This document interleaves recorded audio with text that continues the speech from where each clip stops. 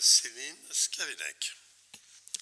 Bien, Monsieur le Président, mes chers collègues, donc vous proposez à travers cette délibération de relancer pour l'année prochaine l'appel à projets auprès des communes et des intercommunalités pour les subventions aide départementale aux villages et bourgs, aide à l'aménagement des trottoirs, et vous choisissez d'en faire aujourd'hui un sujet majeur de nos débats, permettant à chacun d'entre nous de s'exprimer pendant 15 minutes. Alors nous nous sommes demandé très sincèrement ce qu'il y avait dans cette délibération de si particulier, de si nouveau pour justifier une telle mise en lumière. Certes, il s'agit de montants de financement importants et d'un volet essentiel de la solidarité territoriale du département du Nord en direction des communes.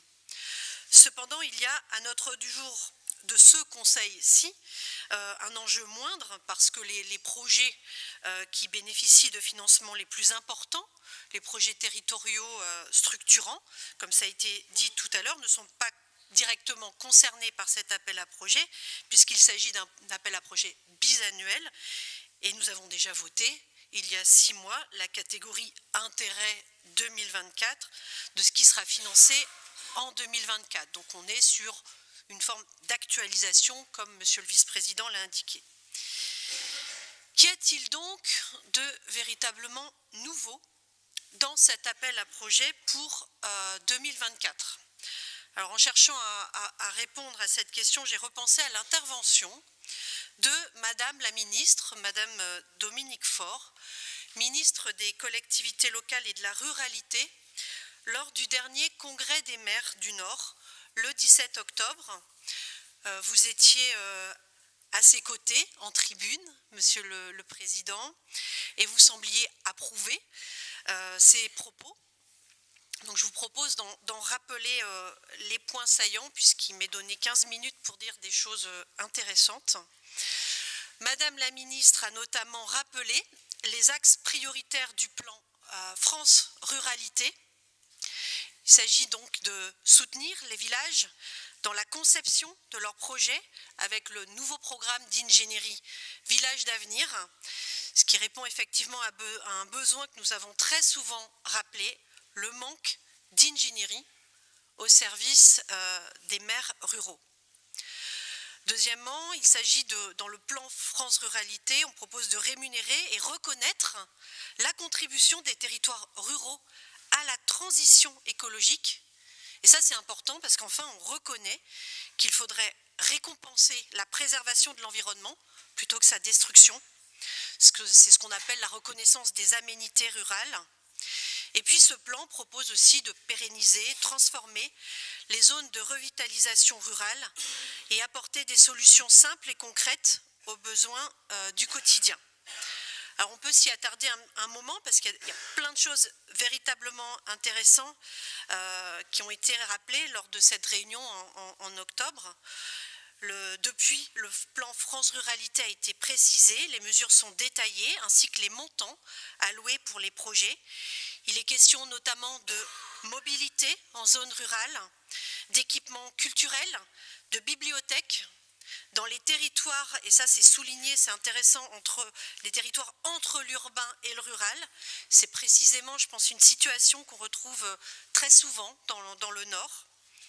Il est aussi question de restauration du patrimoine bâti ou naturel, le patrimoine tel qu'on l'entend généralement avec ses édifices religieux et ses monuments aux morts, mais le patrimoine naturel, qui est tout aussi important, c'est pour nous le bocage en Flandre, en Avesnois. Et il est intéressant qu'on reconnaisse enfin que la préservation d'une allée d'aubépine, ça a un coût, mais c'est prioritaire.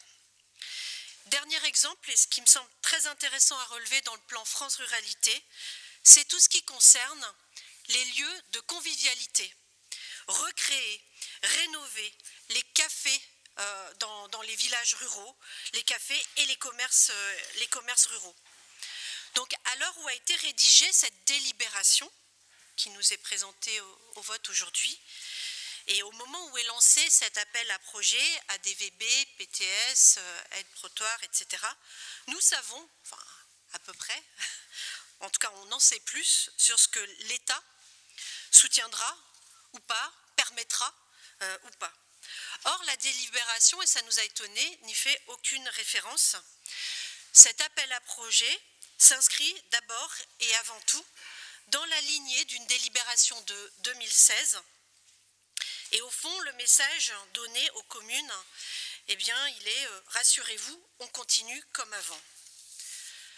Sur le volet aménagement et équipement des ADVB 2023, 61 projets sur 317 ont pu obtenir une bonification Nord durable. Autrement dit, que 61 sur 317, ça veut dire que l'immense majorité des projets ne répondent à aucun des critères attendus pour cette bonification. Et si nous comprenons bien la logique de l'encouragement, de l'incitation, et nous la soutenons, à tel point que nous pensons qu'une bonification de 15%, ce n'est pas suffisant. Si nous voulons vraiment être incitatifs, nous devons l'être vraiment avec des bonifications adaptées au surcoût réel des projets et tenant compte aussi de l'ingénierie nécessaire. Le Fonds vert et le plan France Ruralité doivent nous le permettre. Nous estimons aussi qu'à un moment, il faut être capable de dire stop à des projets d'un autre âge. Si un projet ne contribue pas à la transition énergétique, s'il ne s'inscrit dans aucun critère, c'est qu'à un moment donné, il va porter préjudice à l'intérêt des nordistes, des générations futures. On doit pouvoir aujourd'hui dire qu'on doit renoncer à certains projets. Il y a des critères pour la bonification Nord durable qui correspondent à des thématiques spécifiques. Mais il y a aussi des critères assez généraux qui doivent s'appliquer à tous les projets, obligatoirement, comme l'objectif de sobriété foncière. Alors nous avons soutenu, et nous soutenons toujours, au moment de sa mise en place, le volet énergie de cet appel à projet. Nous sommes effectivement confrontés à un chantier immense. L'enjeu est de rendre passif, voire producteur d'énergie renouvelable, tous les bâtiments publics. Nous avons désormais du recul sur certains équipements dans les communes rurales, comme les chaudières au bois local avec des micro-réseaux de chaleur, les centrales photovoltaïques sur les toitures d'écoles, etc. On a déjà plein d'exemples, donc on sait faire. On doit être dans l'accélération, dans la massification. C'est tout l'enjeu de ce volet énergie. Permettre aux communes de sortir le plus vite possible de l'impasse financière créée par l'augmentation du coût de l'énergie. Éviter de se retrouver d'année en année toujours plus assommés par les factures.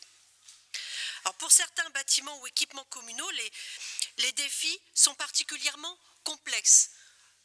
Nous ne le nions pas. On pense notamment à des salles polyvalentes, des lieux multifonctionnels. Voilà. Les élus locaux héritent d'un patrimoine construit par des prédécesseurs qui se posaient moins ces questions. Mais aujourd'hui, qu'en est-il?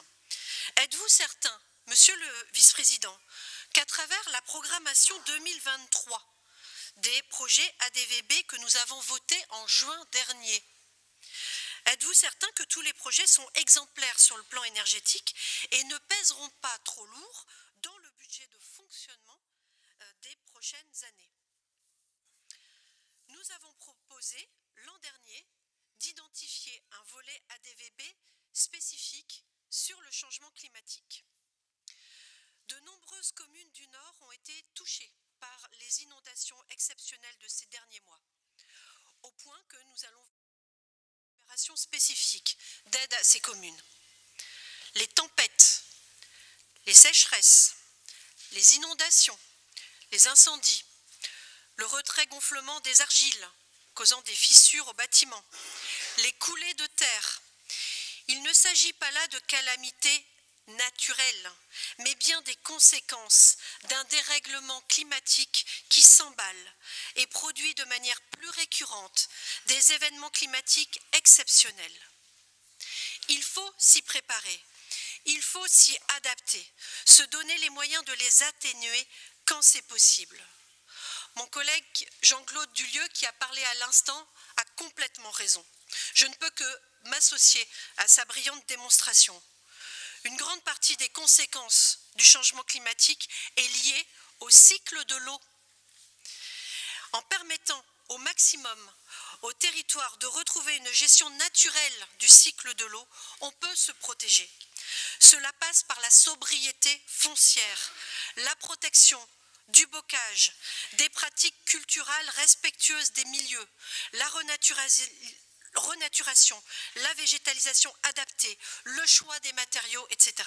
Comment les ADVB peuvent-elles se mettre au service de cette stratégie? Un autre enjeu, enfin, devrait nous mobiliser également contre le sentiment d'abandon ou de désespérance dans les campagnes. Les villages et bourgs sont aussi des lieux de lien social, de culture et de convivialité. Les commerces de proximité ont déserté depuis longtemps déjà les territoires ruraux, mais ils peuvent y revenir aujourd'hui sous d'autres formes, avec d'autres rythmes. L'économie sociale et solidaire permet d'imaginer de nombreuses initiatives. Aider concrètement les villages et bourgs à travers un appel à projets pour 2024, c'est aussi aider concrètement à la création ou recréation des cafés associatifs, des espaces multifonctionnels où se mêlent la culture, les échanges, les services à la population et aussi des activités artisanales ou commerciales. Pour cela, il faut que nous ayons une approche ouverte de ce qu'on appelle équipement public, pour parler plutôt de lieux plus hybrides dans les montages et les statuts. Ces sujets font partie justement de ce qui est soulevé et attendu par les maires dans le Nord. Et c'est aussi, je l'ai dit, un chapitre du plan France Ruralité. Et j'ai peur qu'au fond, nous ayons ici au département un train de retard sur ce type de projet qui émerge dans nos communes. Au final, vous mettez en avant, à travers cet appel à projet, une vision passéiste de l'aménagement du territoire, en encourageant des types d'équipements qui ne correspondent plus aux besoins et ne préparent pas l'avenir.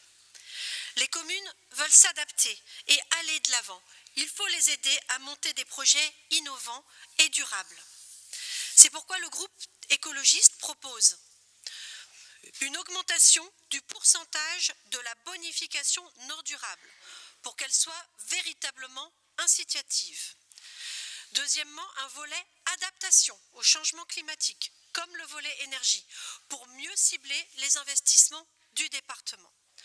Troisièmement, un soutien en ingénierie renforcé pour permettre le montage de projets dans une logique de sobriété foncière. Ne voyant pas venir de telles évolutions, nous nous abstiendrons. Je vous remercie.